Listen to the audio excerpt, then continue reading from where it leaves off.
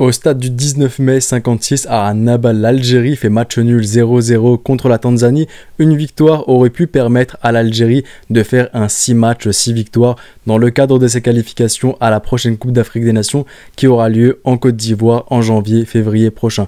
Pour faire le débrief de ce match-là, j'ai opté pour la forme suivante, 3 axes positifs que je retiens de ce match-là, 3 axes négatifs. Vous me direz si oui ou non vous êtes d'accord avec moi à la fin et je me ferai toujours un plaisir de vous lire.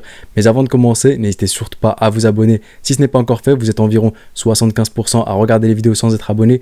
Donc faites-le, ça m'aide énormément, ça aide la chaîne à grandir et c'est parti pour le sujet de la vidéo. Mais avant de commencer et de vous donner mes axes positifs et mes axes négatifs, permettez-moi de vous rappeler le 11 de départ. On avait au cage Anthony Mandrea, en charnière centrale Aïssa Mendy ainsi que Mohamed Amin Tougaï. En arrière droit, on avait Kevin Daniel Guiton. En arrière gauche, on avait Ryan Aït-Nouri. Le trio au milieu de terrain, on avait Abdelkahar Qadri, Himad Abdelli ainsi que Adam Zourgen. En ailier droit, on avait Badreddine Bouannani. En ailier gauche, Faris Chaibi. Et enfin, en buteur, l'ex-joueur de l'USM Alger qui a remporté la Coupe de la Confédération de la CAF, Aymen Mahious. Le premier axe positif que je tire de ce match-là, c'est le fait que Jamal Belmadi teste de nouveaux joueurs. On ne peut pas lui reprocher le fait de tester de nouveaux éléments. Que ces éléments soient concluants ou non concluants, en tout cas le bonhomme il essaye de donner du temps de jeu à ceux qui ont proposé de belles choses en club. Il essaye d'avoir des doublures en vue de la prochaine Coupe d'Afrique des Nations pour pouvoir, comme en 2019, reposer ses joueurs cadres lorsqu'il a des matchs face à des équipes largement à sa portée. Tout comme en 2019, il jouait cette même Tanzanie lors du 3e match de phase de groupe après avoir joué le Sénégal. Il a reposé ses joueurs majeurs et lors de la Coupe d'Afrique des Nations 2024 qui aura lieu au Cameroun ou même lors de tes matchs de qualification à la prochaine Coupe du Monde 2026 qui aura lieu aux USA, au Mexique ainsi qu'au Canada, tu devras tôt ou tard reposer certains joueurs. Tu ne pourras pas toujours avoir ton équipe type. Aujourd'hui, la preuve en est, Ismaël Ben Nasser étant blessé, tu dois faire avec, c'est la réalité de la vie. Tu ne rentreras pas toujours dans une compétition avec tes meilleurs joueurs. En cours de compétition en 2019, tu l'as vu, il y a Youssef Attal, l'un des meilleurs arrière droits que tu n'aies jamais eu de ton histoire, qui se blesse en cours de compétition. Donc tu dois avoir des doublure à tout moment. Et aujourd'hui, Jamal Belmadi, on peut pas lui enlever le fait qu'il essaye.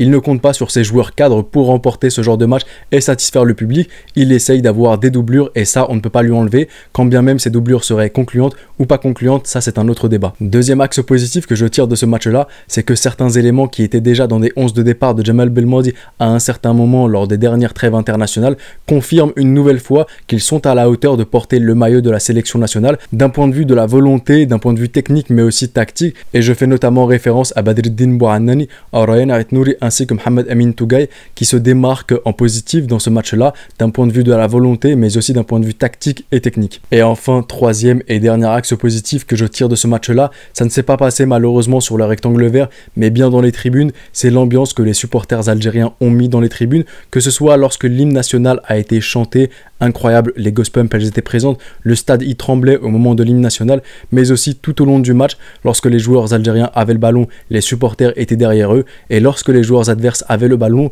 ça huait bien fort, et même lorsque l'arbitre donnait une décision qui pouvait paraître contraire à ce que l'Algérie voulait, et à ce que le public algérien et même les joueurs voulaient, les supporters étaient là à bien huer. Dans le langage du football, j'ai pas senti, et bien, ou du moins même sur les réseaux, j'ai pas eu de retour comme quoi il y avait eu des chants racistes ou quoi que ce soit. Donc vraiment dans l'esprit du football, et ça j'apprécie énormément.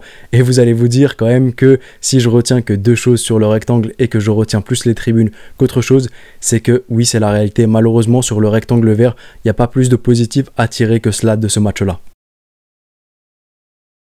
Et passons maintenant aux 3 axes négatifs. Et premier axe négatif, c'est les réactions de Jamal Belmadi sur le banc de touche. Je les ai trouvées un peu, je me suis senti mal à l'aise lorsque je le voyais réagir de la sorte. J'ai même vu les personnes derrière lui se moquer de lui et le pointer du doigt. J'ai trouvé même ça parfois gênant et je pense que ça envoie des ondes négatives à ses joueurs et notamment sur les moments où ses joueurs rataient, quand ils se tenaient la tête, qu'ils commençaient un peu à râler.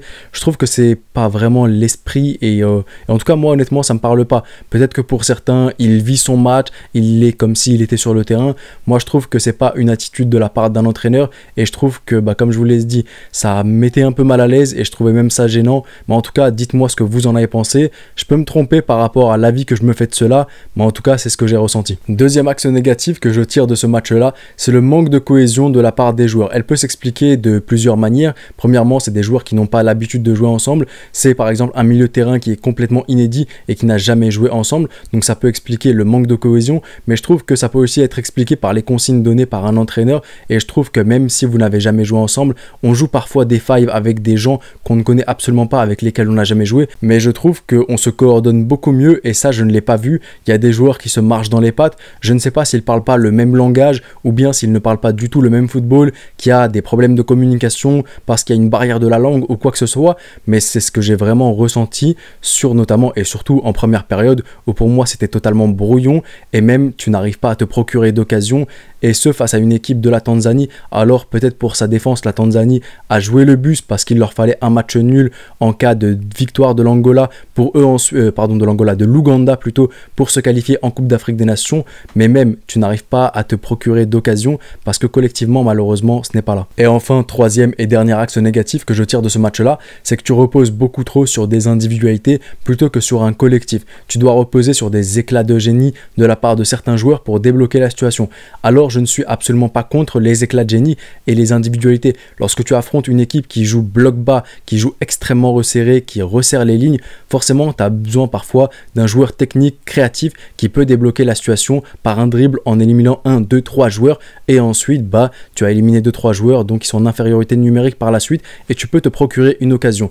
Malheureusement, quand tu reposes uniquement sur les individualités, ça a quelques limites, parce que si tu bloques l'individualité qui peut te créer cela, eh bien, ou même si ton individualité n'est pas dans son jour et aujourd'hui elle a du mal, malheureusement ton match il est fini parce que derrière tu n'es pas assez collectif.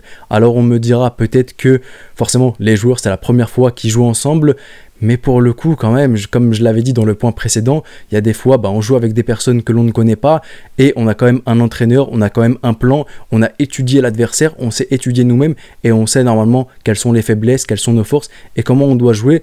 Et malheureusement aujourd'hui je ne l'ai absolument pas vu durant ce match-là. En première période c'était complètement flagrant et en deuxième mi-temps aussi, et ce même malgré, du moins j'ai pas ressenti un différentiel de malade malgré l'entrée en jeu de tes vétérans et des joueurs qui composent ton 11 type de l'Algérie. On arrive donc à la fin de cette vidéo débriefing du match Algérie-Tanzanie qui s'est terminé sur le score de 0-0 dans le cadre des qualifications à la prochaine Coupe d'Afrique des Nations.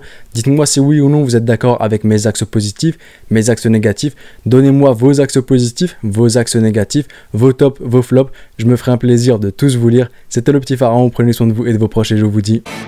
Arrivederci.